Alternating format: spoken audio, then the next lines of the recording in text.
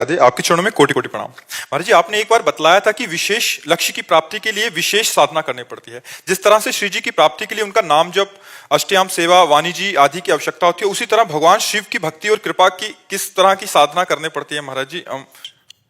सबसे पहली साधना है, किसी भी भगवान को प्रसन्न करना हो तो अपने को उनके हवाले कर दो। इसे शरणागति कहते हैं।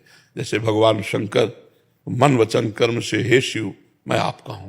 सबसे पहली जरूरत है अपने आप। शिव को ये सांसारिक वस्तुएं नहीं चाहिए।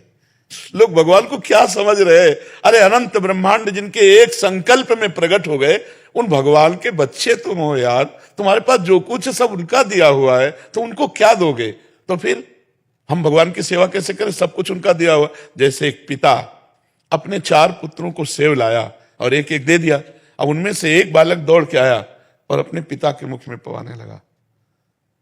पिता ही लाया है, बालक को पाने के लिए दिया है, लेकिन उसने पहले नहीं पाया अपने पिता क्या करेगा? गोद में उठा लेगा और दुलार करके उससे सेव लेगा और अपने हाथ से उसको पाएगा। यही तो मेरे भगवान करते हैं। जब कोई भक्त भोग लगाता है तो थाल वापस आती है, लेकिन वो बहुत बड़ी सेवा बन गई। तो दियम वस्तु गोविंदम तुभ्यमेव समर्पये। आपकी दी हुई वस्तु आपको समर्पित है। तो सबसे पहले भगवान को प्रसन्न करने के लिए अपना सब कुछ दे, लेकिन धोखेबाजी से नहीं। जैसे आरती में गाया जाता है ना, तन मन धन सब प्रभु आपका। क्या इस पे खरे उतरते हैं हम लोग? बेईमानी है। हम क्या मानते हैं सब कुछ भगवान का है? अगर मानते हैं तो चाहे वो रख ले हमारे पास तो जय जय, और सब ले जाएं तो जय जय। हमें बुरा नहीं लगेगा, क्योंकि हमारी वस्तु तुम्हारे पास धरोहर के रूप में रखी, हम ले लेते थे, तुम्हें क्यों बुरा लगेगा? लेकिन नहीं, हमें बुरा लगता है।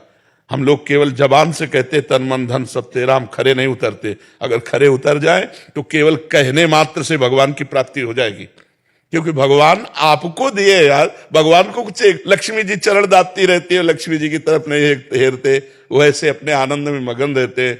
हमारे भगवान की माया में एक पहाड़ है जिसका नाम सुमेर पर्वत है। 4 लाख योजन का है। 4 लाख योजन, 1 योजन माने 4 कोस, 1 कोस माने 3 किलोमीटर। 4 लाख योजन का सोने का पहाड़। उनको तुम किलो 2 किलो का मुकुट चढ़ा दिए तो कोई बहुत बड़ी बात कर दिए।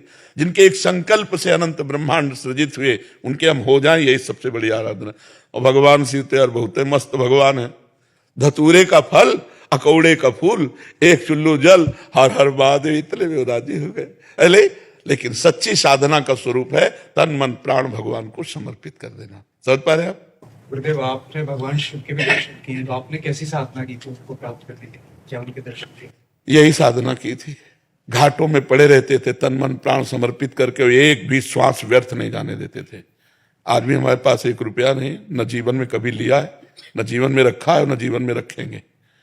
कभी ऐसे किसी से नहीं। जो आ जाता भोजन घाट में, कभी भरपेट भोजन नहीं मिलता था। कभी कोई इतना सतुआ, कभी एक बर्फी। अब आज तो भगवान जैसे रख रहे हैं वैसे रह रहे हैं। ऐसा जीवन नहीं था। 1 वस्त्र केवल और एक ही लगन कि मैं भगवत साक्षात। अब बचपन से निकले थे, 13 वर्ष की अवस्था, कोई दुख से थोड़े निकले थे कि किसी विपत्ति या दुख या संकट से हम बाबा जी बन गए हो। खूब ज्ञान पूर्वक निकले थे कि मेरा लक्ष्य क्या है। तो उसी लक्ष्य की प्राप्ति के लिए तड़पन रहती है। अब 13 से लेके 55-56 का शरीर होगा, इतनी आयु पूरी व्यतीत हुई है केवल भगवान में। एक भी दोस्त हमारा संसार में नहीं, तो दुश्मन कहां से हो जाएगा? जब दोस्त नहीं, दुश्मन कैसे? सब भगवत स्वरूप है। सबको हम प्यार करते हैं, लेकिन हम किसी से दोस्ती नहीं रखते। ममता नहीं, आसक्ति नहीं, दोस्ती नहीं, शत्रुता नहीं, सब में भगवत भाव रखते हैं। तो यही भाव वहां काशी के घाटों में, बस भिक्षुक रूप में जो हमें उदर पोषण के लिए कभी सतुआ मिल जाता, कभी बर्फी के 2 टुकड़े मिल जाते। रात दिन लगन थी मुझे भगवान की प्राप्ति करनी है। तो जो हम चाह करते हैं भगवान उसकी पूर्ति कर देते हैं। अब उन्होंने कृपा करके वृंदावन भेज दिया, प्रिया प्रीतम की उपासना में भेज दिया, और ये समाज को सेवा दिलानी थी, इसलिए उन्होंने ऐसा संयोग करा दिया। तो उन्हीं का सारा खेल है। भगवान शिव की ही कृपा से हमें जो कुछ प्राप्त है वो उन्हीं की कृपा से प्राप्त है। पर हमारा शिव जी के सिवा कोई था नहीं। कभी किसी आश्रम नहीं गए, कभी किसी मठ मंदिर में नहीं सोए, घाटों में पड़ के सोना और व्याकुल होकर रोना। कैसे प्रभु मिलोगे आप? कैसे मिलो? बस हमें तो कुछ पता नहीं, आप कैसे मिलोगे? तो वो जब कोई दैन्य होकर के भगवान के लिए निर्जन स्थान पर सेवन करते हुए रोता है, तो ये पुकार भगवान को जाती। भाव बिन सुनी पुकारे मैं कभी सुनता नहीं, और भाव पूरी तो टेर ही करती मुझे लाचार है। भगवान भाव से बस में हो जाते। ये वस्तु ये सब पदार्थ नहीं, केवल भाव चाहिए उनको। तुम भाव से उनको पुकारो, जरूर दर्शन देंगे। लेकिन कौन दर्शन चाहता है? ये सही में नहीं दर्शन चाहता। दर्शन चाहने की जब बात आती है ना बच्चा, तो जैसे कोई दिल को मसला करे, शायद इसको ही इश्क कहते हो। हर समय एक विशेष तड़पन, हर समय एक विशेष आहत, जैसे कोई आदमी होना, केवल एक ही बात, कब प्रभु मिलेंगे, कब मिलेंगे, कब मिलेंगे। वो अब जैसे आपके माँ है, आपके पिता है, आपके भाई, आपके परिवार है, तो आपको जीवन व्यतीत करना अच्छा लगता है ना। उसकी सोचो जिसने माँ, पिता, भाई, बंधु सब होते हुए छोड़ दिए, ना कोई सुख, ना कोई सुविधा, ना कोई मनोरंजन, और केवल भगवान के लिए, तब वो भगवान की चाहत, भगवान की प्राप्ति की बात आती है। जब रुदु सुश्रम राजन कृष्ण दर्शन लालसा, तासा माविर्भूत छौरी स्मयमान मुखाम्बुजा, पीताम्बर धरा सृग्वी साक्षात मनमथ मनमथा। जब भगवान के लिए रोना आ जाए, विकलता आ जाए, कैसे मिलोगे? किसके पास जाऊं, किससे कहूं, कैसे आप मिलोगे? वो व्याकुलता, तो भगवान जब व्याकुलता देखते हैं तो भगवान सब में है, सब जगह है, सब रूपों में है। जिस रूप में चाहो उस रूप में भगवान का दर्शन कर लो। लेकिन दर्शन कौन भगवान का चाहता है? कौन चाहता है मैं तुम्हें देखना चाहता हूं, मैं तुमसे प्यार करना चाहता हूं? सारा जगत अपने सने संबंधियों से प्यार करता है। मैंने हर संबंध तोड़ा है केवल आपके प्यार के लिए। अब मुझे आपसे आंख लड़ानी दूसरे से नहीं, ऐसा कौन है? और जो है तो आंख लड़ गई है। ऐसा ले कि प्रभु ऐसे मिलते हो कि ध्यान में मिले, ऐसे देखा है जैसे तुम्हें देखा है, ऐसे प्रभु को।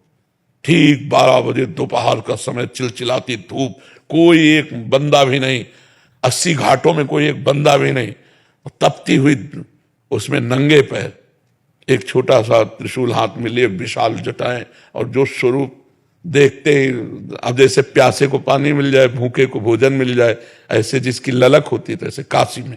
जी आज आपको याद नहीं आती है? भोले बाबा की याद नहीं आती? जब भूले हो तो याद आए। जैसे इस शरीर की हम याद नहीं करते, और इसको हम भूले भी नहीं है। बोलो, सोने के बाद जब उठते हैं आप, तो आपको ये याद करना पड़ता है कि मैं पुरुष हूं, मैं स्त्री हूं, मैं कौन हूं? नहीं, आपकी याद में वो हर समय था, सोने में भी था, क्योंकि जगकर आप तुरंत क्रियाशील हो जाते हैं। ऐसे ही अगर भगवान शिव को पूछे तो कभी भूले ही नहीं। मतलब वो अगर आप गौर से देखो तो आपको लगेगा कि हम भूले हैं कि नहीं। शंकर पार्षद जैसे वो कर्पूर गौरम करुणा उतारम संसार सारम भुजगेंद्रारम, तो उनके चेला ऐसे हैं, उनके दास ऐसे। आप गौर से देखो एकाग्रता करके तो आपको समझ में आ जाएगा। पर वो एकाग्रता होनी चाहिए, वो दृष्टि होनी चाहिए। जाकी रही भावना जैसी प्रभु मूर्ति देखी।